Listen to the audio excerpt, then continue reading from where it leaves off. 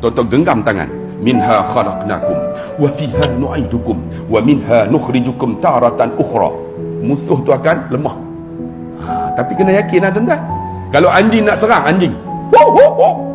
Minha khalaqnakum wa fiha nu'idukum wa minha nukhrijukum taratan ukhra. Saya pernah buat tuan-tuan.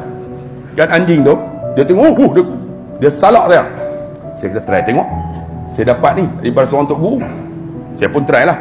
Minha khalaqnakum wa fiha nu'idukum wa minha nukhrijukum taratan ukhra. Saya pun tiup.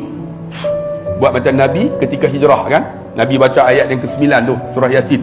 Saya pun try lah. Tok guru saya ajar macam tu. Saya pun tiup. Tiup. Anjing tu. Betul tuan-tuan. Lemah tu anjing tu. Saya pun yakin tuan-tuan. Macam Nabi lah ketika hijrah. Nabi baca apa? Genggam pasir. Nabi baca surah Yasin ayat ke-9 yang kita duk baca.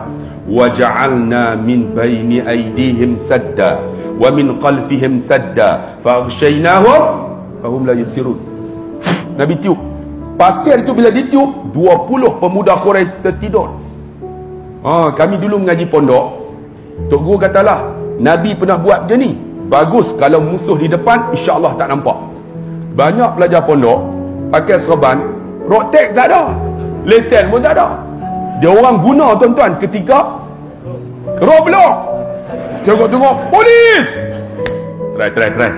Waja'alna min bait. Tuan-tuan try lah tengok. Itu tuan datang ni tuan-tuan, bukan saja road tag tak ada, spender pun tak pakai.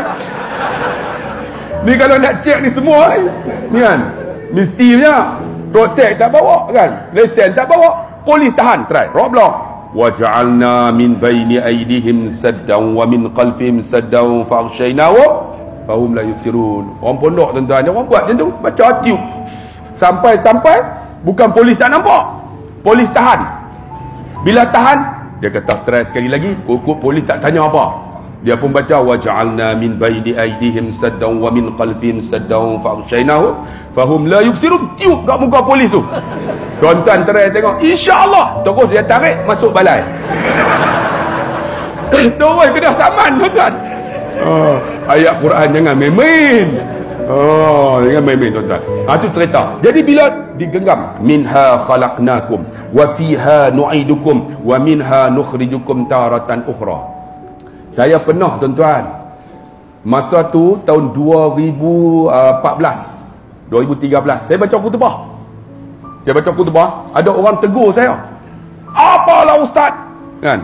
Bila dia tegur saya, bila tegur tuan-tuan, ketika ditegur tu, dia marah saya lah, tak mau sebut apa yang ditegur. Saya kata, abang tegur saya, abang lara, abang hancur habis hari ni pahala Jumaat. Dia kata kat saya, punya suka aku. Punya suka tuan-tuan. Saya kata memang punya suka, tapi abang habis. Saya pun terang-terang, rupanya dia marah kat saya. Bila marah kat saya tuan-tuan, dia tunggu dengan geng dia depan pintu. Sampai dekat kereta saya, rupanya ayat ni saya baca. Minha khalaqnakum. Dalam hati ni, mati aku. Baca juga, tapi hati duduk di depan ni. Bayang tuan-tuan, 20 orang, saya seorang. Dalam hati saya 20 orang. 20 maksud dia 40 tangan. Saya 2 aja.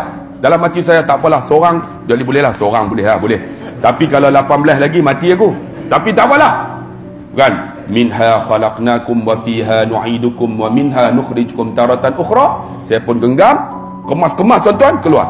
Rupanya dengan saya tegur di atas membar tu, dia lemah tuan-tuan. Terus dia salam saya, dia cium tangan. Dia tunggu dengan geng dia daripada depan pintu masjid sampai depan kereta saya. Dia kata, ustaz, terima kasih ustaz, penerangan ustaz, baru kami sedar. Ustaz, terima kasih. Saya dalam hati, alhamdulillah. Buka pintu masuk ustaz, belah tu tuan-tuan.